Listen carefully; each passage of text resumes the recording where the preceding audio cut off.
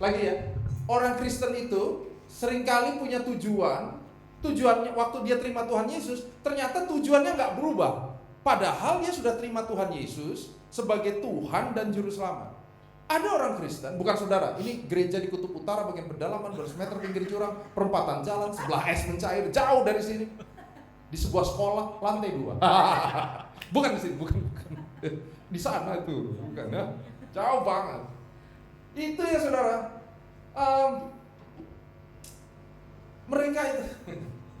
Mereka suka terima Tuhan sebagai juru selamat. Terima Yesus sebagai juru selamat tapi nggak sebagai Tuhan. Maksud saya adalah gini, juru selamat kita memperoleh keselamatan, tapi Tuhan adalah artinya gini, dia pemilik. Sampai emosi nih gue. Dia pemilik hidup kita. Beberapa anak pernah tanya saya, Kak, kalau orang dia homoseksual sudah terima Tuhan Yesus, Kak, udah terima, tapi dia homoseksual, tapi sudah terima Tuhan Yesus, masuk surga atau neraka? Lihat itu pertanyaannya. Yang dia tanya soal keselamatan. Dia lupa paketnya itu Tuhan dan Juru Selamat. Tuhan pemilik. Apakah orang ini menjadikan Yesus Tuhan? Belum ternyata. Kenapa? Karena dia membiarkan hidupnya dikuasai keinginannya sendiri. Tuhan buat dia mah bukan Yesus. Tuhan buat dia keinginannya. Jadi yang harus kita gali adalah, yuk coba cek, apakah kita betul-betul mentuhankan dia, Yesus, dan menjadikan dia Juru Selamat. Jangan-jangan yang kita cari cuma Juru Selamatnya toh. Selamatnya aja. Yang penting aku masuk surga deh, gitu. Banyak orang Kristen kayak gitu. Ada, saya belum pernah survei, banyak sedikit, tapi ada. Sehingga saya kasih beberapa kesimpulan. Iya. Next. Asik. Saat Tuhan bukan jadi yang paling berharga buat kita, maka kita hanya menggunakan dia, nya besar, untuk meraih apa yang kita anggap berharga. Makanya saudara, kalau ada orang Kristen yang tujuannya kaya. Dulu sebelum terima Tuhan Yesus, Gunung Kawi, ke kuburan dia, beli patung-patung, beli jimat. Sekarang setelah terima Tuhan Yesus, tetap masih kaya. Tapi praise and worship. Menara doa 24 jam.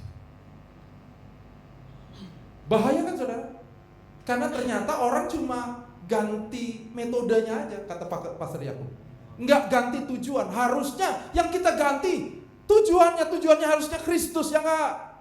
Saudara kesini kan untuk Kristus ya? Amin enggak amin, harus amin. Wong kita kesini untuk Kristus. Tapi ada orang yang enggak gitu, dia pakai semuanya untuk meraih apa yang dia anggap berharga. Atau dengan kata lain, lihat next lagi. Thank you. Jika Tuhan yang paling berharga buat saudara, maka kita akan menggunakan segala hal. Lagi ya, supaya kayak KKR. Segala hal. Kenceng nggak sih? Maaf. Ini pakai apa? Zoom? Di record. Record. Jadi bisa diedit. Kalau saya ngomongin orang nanti tolong diedit. Ya. Apa sih yang paling berharga buat saudara? Kalau kekayaan paling berharga, kita akan pakai apa saja, termasuk Yesus, untuk meraih kekayaan. Hari ini saya berdoa, Yesuslah yang paling berharga buat saudara. Supaya apa? Kita pakai segala hal untuk justru meraih Yesus. Kita pakai usaha kita untuk peroleh Yesus. Kita pakai keluarga. Saya harus pakai keluarga saya dong untuk peroleh Kristus. Jangan gara-gara keluarga saya jadi gak ke gereja. Aneh kan? Karena ternyata Tuhannya bukan Yesus. Tuhannya, saya pernah bercanda sama satu jemaat kami. Saya tanya, kok karena minggu lalu gak ikut ibadah. Saya, minggu lalu kenapa gak ikut ibadah? Kak, sorry, kalau di gereja saya dipanggil Kak. Terima kasih. Ya, saya kan masih muda nih, GBU. Senyummu buat saya tertolak ya. Dia, Kak, anak saya yang kecil minggu lalu nggak bangun. Jadi kami semua gitu deh, jadi nggak ke gereja. Lihat itu saudara. Siapa yang jadi Tuhan di rumah itu? Anak kecil, anaknya yang paling kecil. Beda dong dengan keluarga yang Kristus. Mama saya orang Jawa, tapi kalau srek almarhum itu ya. Dulu kami kecil-kecil di rumah saya ada di Provinsi Riau. Rumah kami sama gereja itu sekitar 10 kilo gitu. Mama saya setiap minggu pagi kalau mau gereja, kita dari pagi udah dibangunin. Mama naik motor, hujan-hujannya naik motor. Nanti bangunin saya masih ngantuk-ngantuk. Adik saya kecil Rian dibangunin juga. Kami berdua. Saya ditaruh di belakang, diikat pakai kain panjang. Saudara tahu dia kalau di Sumatera udah kain panjang gendong anak itu ya. Diikat set. Adik saya taruh di depan, diikat lagi di belakang kain panjang set. Wih. Jadi kami kayak sandwich gitu. Naik motor. Dan begitu diikat saya tidur lagi. Nanti bangun-bangun udah di gereja. Beda kan dengan anak-anak sekarang. Orang tua sekarang maksudnya. Anaknya sih nggak salah. Orang tuanya ngasih didikan. Jadi makasih Lia, terima kasih. Salaman dulu. Kamu udah mau membantu pelayanan hari ini. Di antara seluruh anak-anak di dunia, kamu yang pelayanan hari ini. Memang kamu suruh papi mamis. Yuk kita baca Kolose 1. Kita baca ayat 27 terus sampai Wahyu ya. GBU. Yuk, karena cuma 3 ayat, saya ajak kita baca sama-sama. Siap ya? 1, 2, 3. Kepada mereka Allah mau memberitahukan apa? Betapa kaya dan mulianya rahasia itu di antara bangsa-bangsa lain. Terus, yaitu Kristus di tengah-tengah kamu.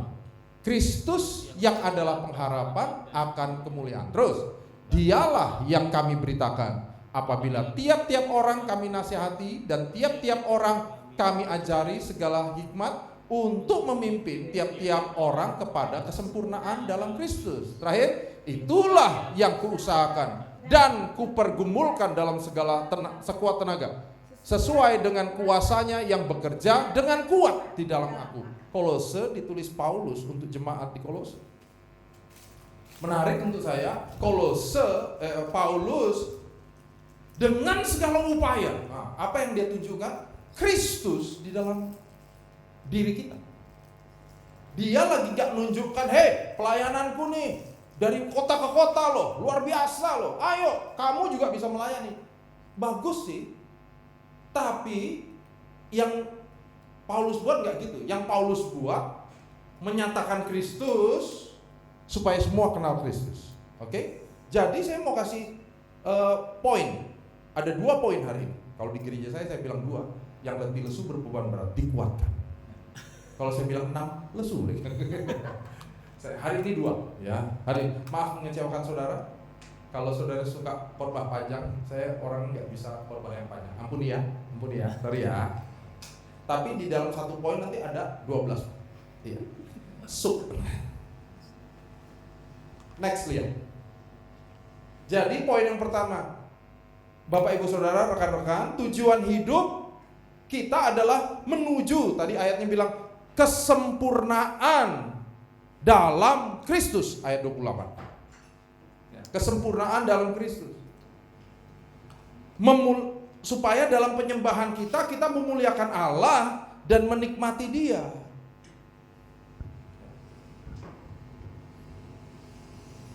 Menarik hari-hari ini dalam gini loh, ada gereja yang ngajarin, saudara harus intim sama Tuhan.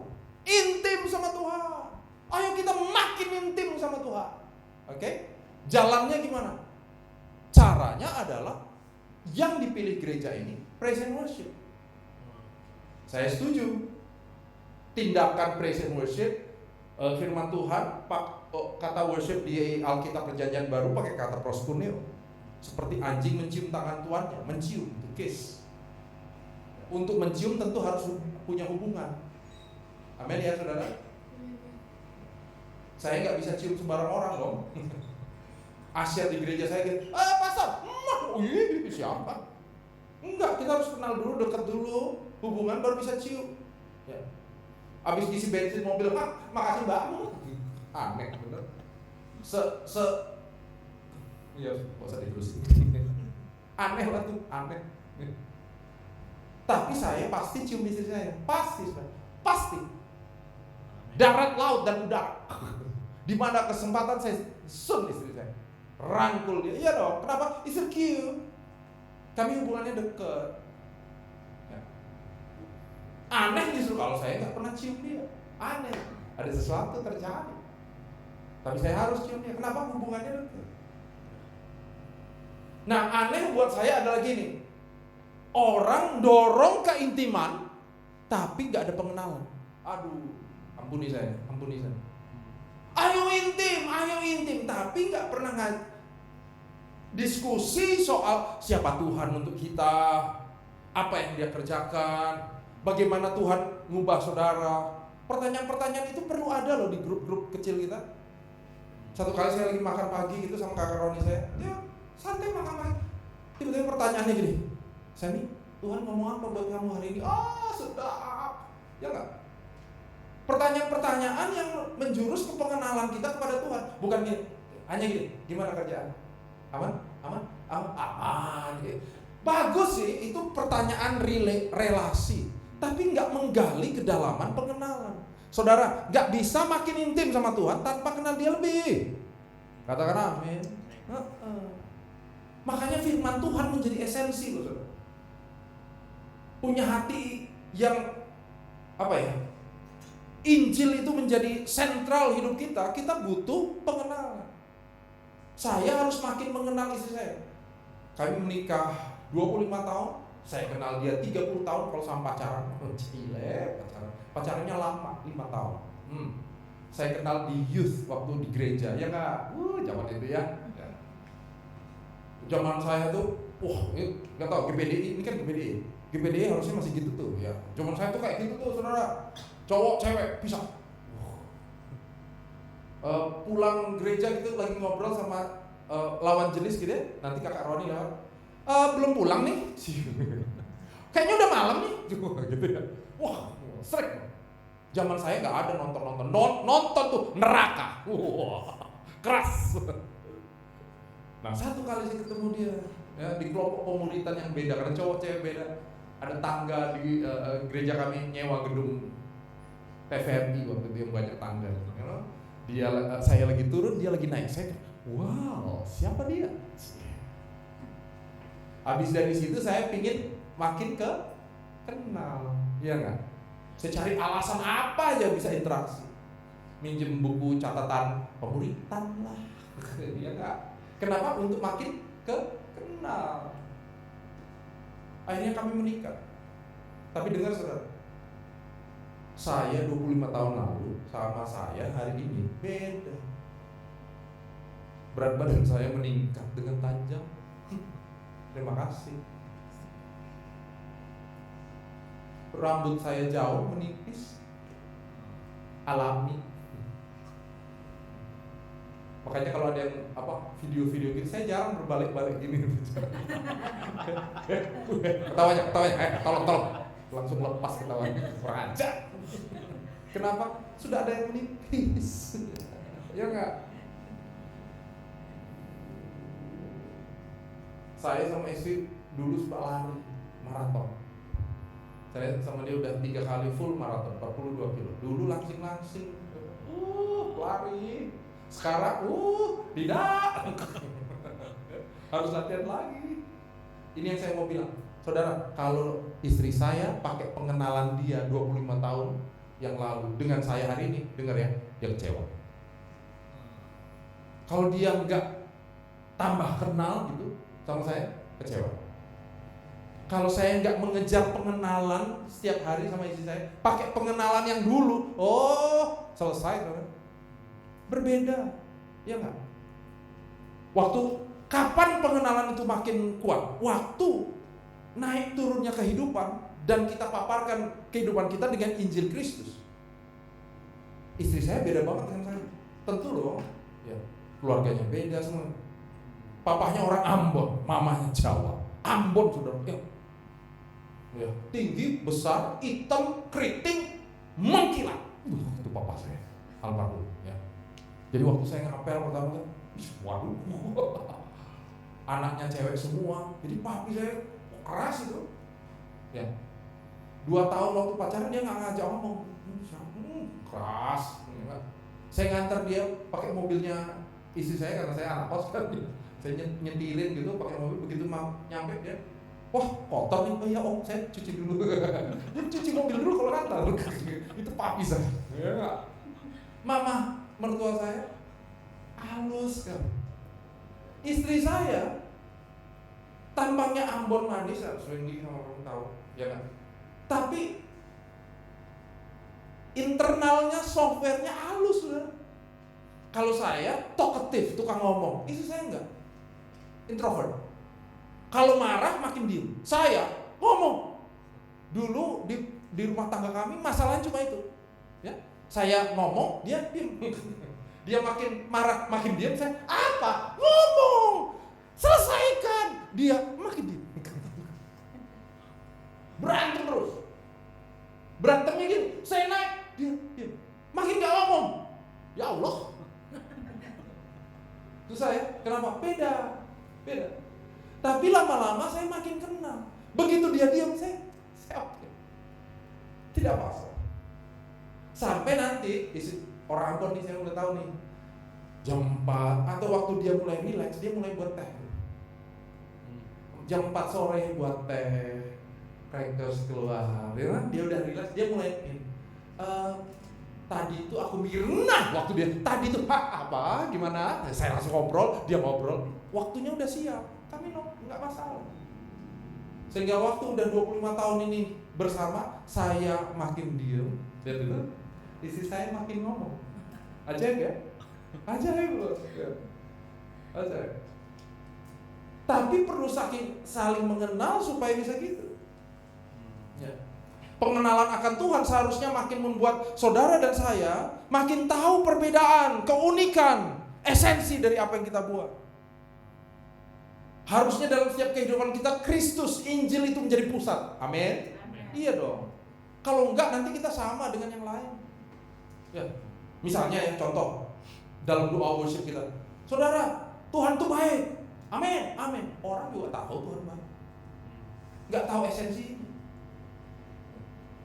Dia Allah yang tidak ada yang mustahil buat Allah kita. Amin, amin. Sana juga sama. Doanya sama.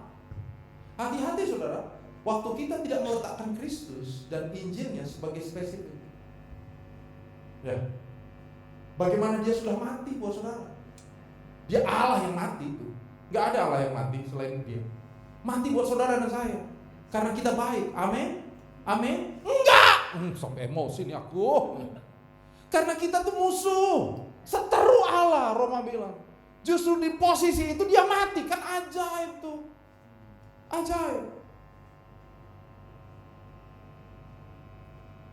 Keselamatan nomor 2.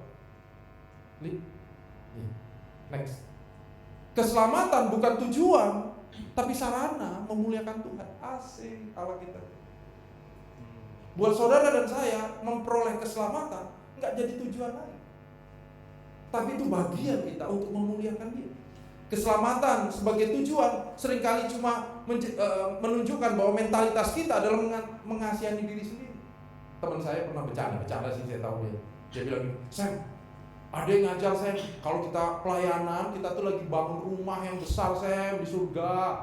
Makin pelayanan rumah kita makin besar Sam. Tapi dia bilang, kalau aku ya Sam ya, aku nggak usah lah rumah yang besar, kandang ayam aja cukup asal di surga. Kalau pikiran kita adalah surga adalah tempat, ya itu mungkin oke. Tapi tahukah saudara, buat saudara dan saya, surga bukan hanya tempat. Itu bukan sebuah tujuan tempat, bukan hanya itu. Tempat yang seperti apa sih? Makanya kalau kita nggak ngerti esensinya, akhirnya kita pikir surga seperti banyak apa yang orang kira.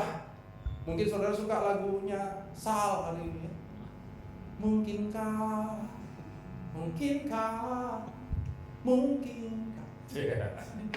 Saya suka lagi. Bagus ya, melodinya bagus, video klipnya bagus. Tapi hati-hati message-nya. Message-nya tentang surga, tapi surganya teman-teman muslim. Menurut saya nggak apa-apa. Ya kan itu kan mereka yang percaya, masa kita protes? Bagus dong, itu mereka. Tapi kita beda. Saudara tahu bedanya ya nggak? Buat mereka surga itu betul-betul tempat.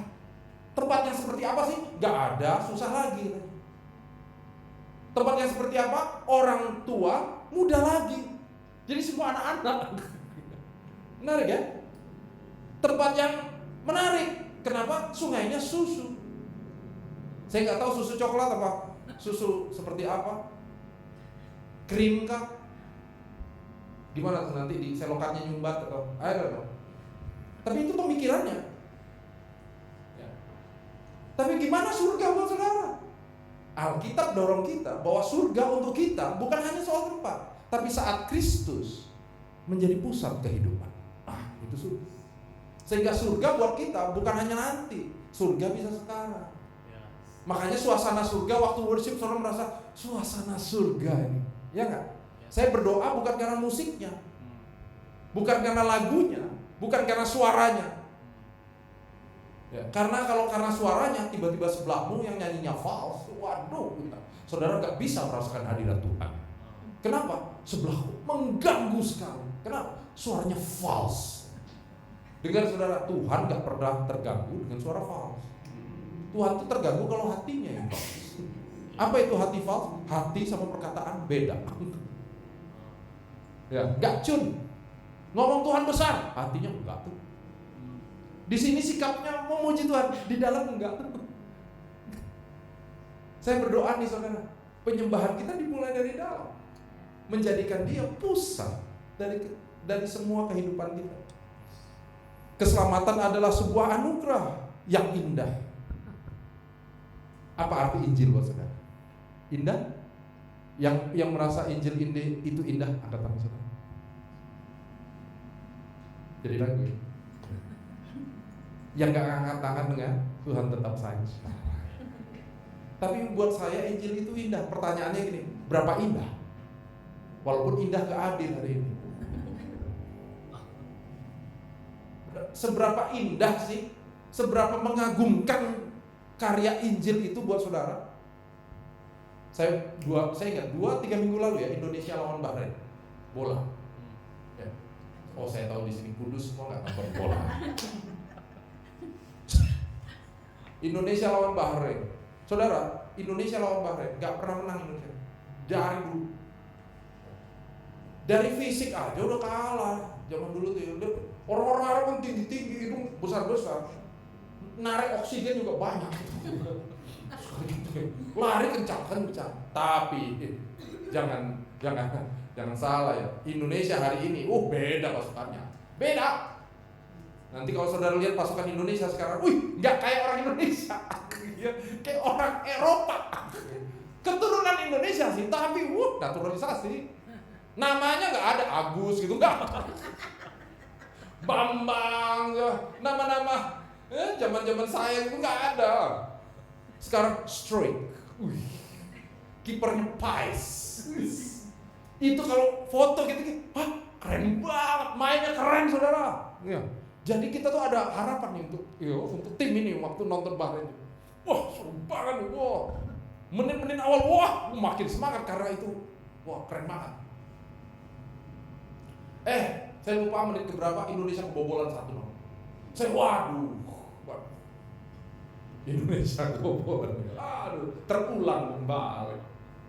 Tapi yang ajaib dibalas.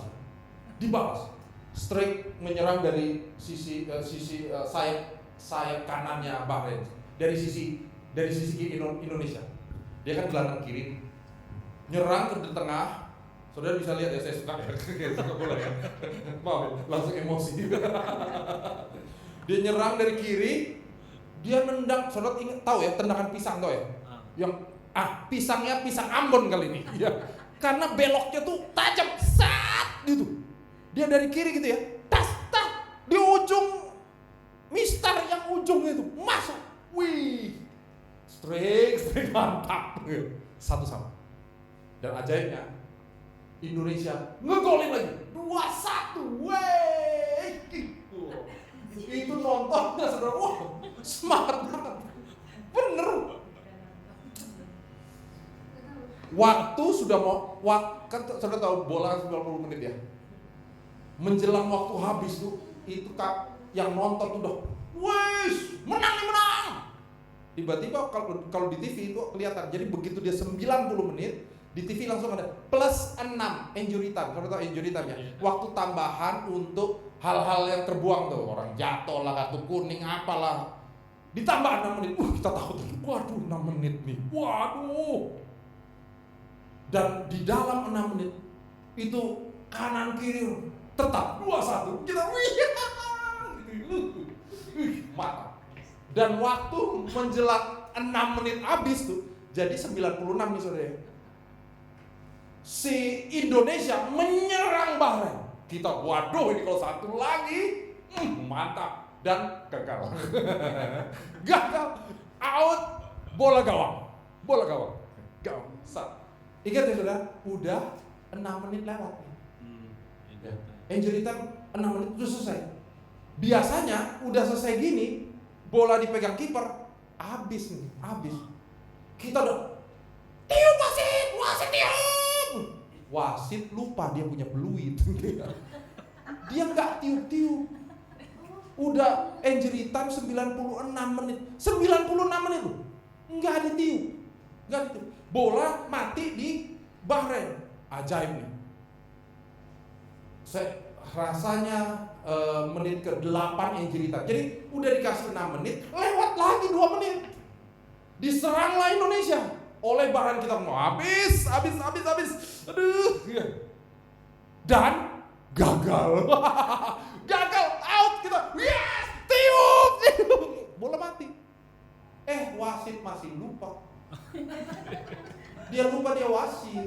Dia ikut menikmati pertandingan. Wah, seru banget ini ya. Dikasih tendangan pojok saudara. Di menit 9. Jadi 99, hampir 10 menit. Ditendanglah sama Bahrain. Ada satu orang Bahrain lagi nggak sengaja ada di situ. Nangkis, masuk. 2-2. Begitu ingat 2-2, wasit ingat dia punya peluit. Langsung, ada peluit nih. Bunyinya kayak apa sih? Pit, habis usai. Wah. Saudara lihat itu? Hasilnya Indonesia Bahrain 2-2. Buat saudara yang nggak suka bola, saudara bisa bilang sama saya, udah mending nggak kalah, yang penting seri, ya kan? Tapi buat kami yang nonton dari awal ngikutinnya, ya saudara, itu tuh berasa dirampok, sama kemenangan kami itu dirampok. Kelihatannya emosi. Tunggu saya turunin sedikit. Maaf, masih kelihatan sebelumnya. Tapi saudara lihat, bagi orang Bahrain 2-2 itu mujizat. Itu kalau saudara dengar itu apa, dia punya apa itu, pembawa acara, wah alhamdulillah kurang acara alhamdulillah. 2-2 pembawa acara Indonesia, astagfirullah. Lihat itu saudara, beritanya bisa sama, tapi yang menerima beda. Bagaimana Injil buat saudara? Saudara yang jawab. Bagaimana saudara menerima Yesus mati buat saudara? Ada orang merasa Yesus itu mati supaya kita Kristen bisa jadi lebih baik.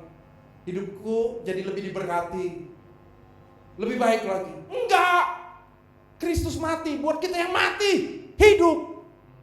Bukan hanya jadi lebih baik. Kita nggak punya harapan, kita maut, terpisah dari Tuhan. Kini kita punya pengharapan yang baru. Itu makna Injil, saudara. Bagaimana Injil menurut saudara? Marilah kita next, lihat. Saya selesaikan dalam 2 slide ini, 3. Saudara bersuka cita? Haleluya agak ditekan ya. Begitu saya bilang terakhir itu yang letih lesu berbeban berat dikuatkan. Memang kata terakhir itu penuh kuasa. bangkit yang letih lesu berbeban berat. Mari terus arahkan hidup kita berpusat sama Injil. Sungguh besar pengorbananmu bagiku, terlalu dalam untuk dimengerti. Sungguh besar,